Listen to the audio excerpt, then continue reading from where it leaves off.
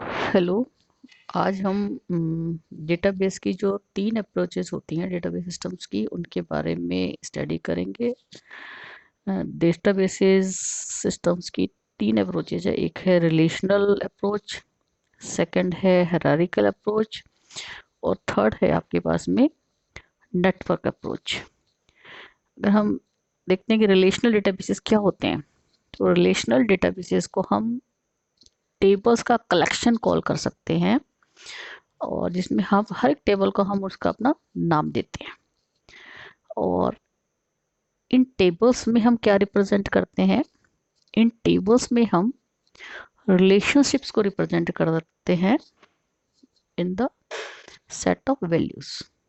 और इसमें जो हमारे पास में इन टेबल्स में, इन रिलेशंस में जो रोज होती हैं, इन रोज को हम टपल्स कॉल करते हैं। और जो कॉलम्स होते हैं, इनमें हम इनको यूजुअली एट्रीब्यूट से रेफर करते हैं। इनमें हमारे पास में एक टर्म आती है डोमेन। तो डोमेन के एज सच अगर मैं डेफिनेशन बोलती हूँ, तो डोमेन को हम डिफाइन करते हैं, domain is a pool of values from which actual values appearing in a given column are drawn. For example, अगर हमारे पास में एक एट्रीब्यूट है, वो है वीक डेज, तो इन वीक डेज में हम, हमारे लिए अगर हम बोलते हैं, हम रेफर करना चाहते हैं, अगर हम डोमेन को रेफर करेंगे, तो डोमेन को जब मैं रेफर करती हूँ, तो डोमेन में मेरे पास में Sunday, Monday, Tuesday, Wednesday, Thursday, Friday, Saturday, यही वैल्यूज आएंगी। और इन्हीं वैल्यूज से मैं क्या कर सकती हूँ, वीक डेज में हो सकता है मैं संडे लिखूँ, मंडे लिखूँ, लेकिन मैं संडे से सैटरडे के अलावा कोई वैल्यू नहीं डाल सकती हूँ। तो ये है मेरे पास में डोमेन। अब हम एक देखते हैं कि हमारे पास में क्या है। एक हमने एक रिलेशनल फॉर्म में एक डेटाबेस लिया है। इसमें हमारे पास में 3 टेबल्स हैं। एक टेबल है सप्लायर का, सेकंड टेबल है पार्ट्स का, और थर्ड टेबल है सप्लायर एंड पार्ट्स के रिलेशंस का। इसमें आपको क्लियर है कि अगर हम सप्लायर रिलेशंस लेते हैं, सप्लायर रिलेशन ले रहे हैं, तो ये 3 टेबल जो है वो बिल्कुल हमारे पास में कन्वेंशनल फाइल्स जो है, सिक्वेंशियल कन्वेंशनल फाइल, उनको रिप्रेजेंट, उनसे बिल्कुल रिजेंबल कर रही है इस केस में। और ये रोज जो है हमारे पास में, इन टेबल्स के जो रोज हैं, ये रोज हमारे पास में उन फाइल्स के रिकॉर्ड्स को रिजेंबल कर रही हैं। और जो अगर हम कॉलम्स को देखते हैं, तो कॉलम हमारे पास में उन रिकॉर्ड्स के फील्ड को रिजेंबल कर रही है। यहाँ पे हमारे पास में जो सप्लायर रिलेशन, अगर मैं सप्लायर रिलेशन को देखती हूँ, तो सप्लायर रिलेशन में मेरे पास में 4 जो एट्रीब्यूट्स है, सप्लायर नंबर है, सप्लायर नेम है, उसका स्टेटस है, उसकी सिटी है। तो हमने इसके सप्लायर नंबर को S1, S2, S3 से रिप्रेजेंट किया है। उनके नेम को हमने लिखा है, स्टेटस उनका लिखा है, उनकी सिटी लिखी है। इसी तरीके से मैं पार्ट रिलेशन में चली जाती हूँ।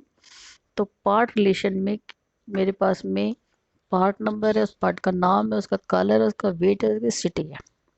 अगर मैं एसपी रिलेशन में जाती हूँ, कि एसपी रिलेशन में मेरे पास में सप्लायर नंबर है, पार्ट नंबर है, सिटी है। मतलब कि एस जो सप्लायर है, एस वन, सपोज अगर मैं डेटाबेस को देखती हूँ, तो S1 सप्लायर है P1 पार्ट की, सॉरी वो सिटी नहीं था, क्वांटिटी था।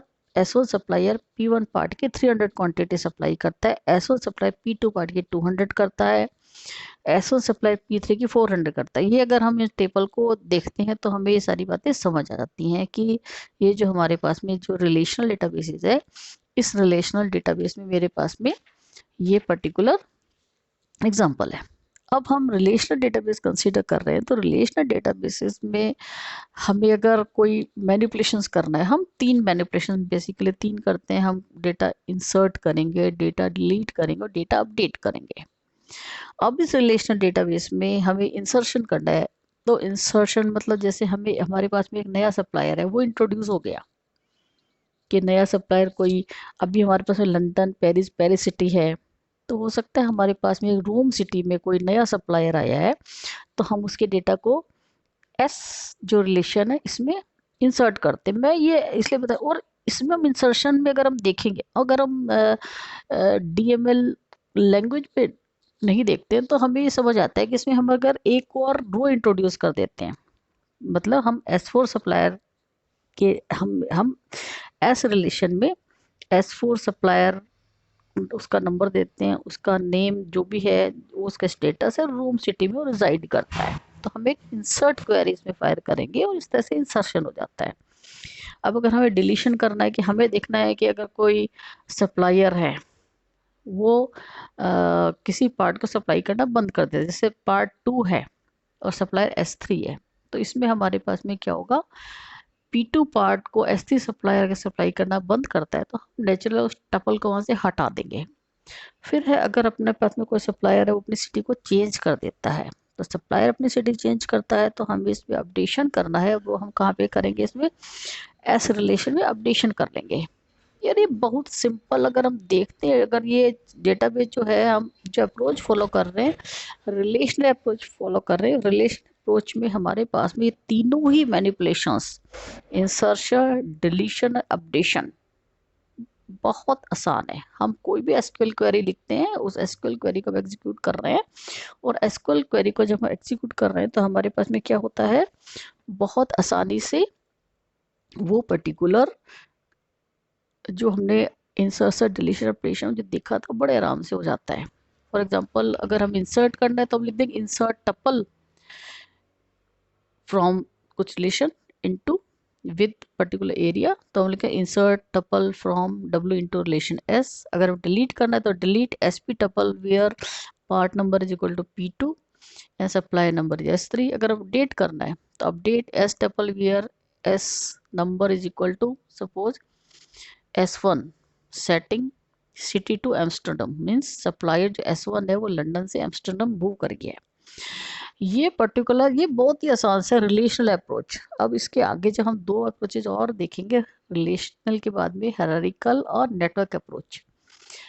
तो डेटाबेस जो इस केस में ऑर्गेनाइज है रिलेशनल फॉर्म में ऑर्गेनाइज्ड है, और सेम रिलेशन जब हम ले जाके हायरार्किकल और नेटवर्क अप्रोच फॉलो करते ऑर्गेनाइज करेंगे तो हमें समझ आएगा कि रिलेशनल अप्रोच इसमें बेटर है या हायरार्किकल है या फिर नेटवर्क है। तो मैं आपको नेक्स्ट लेक्चर में बताती हूँ। With thanks.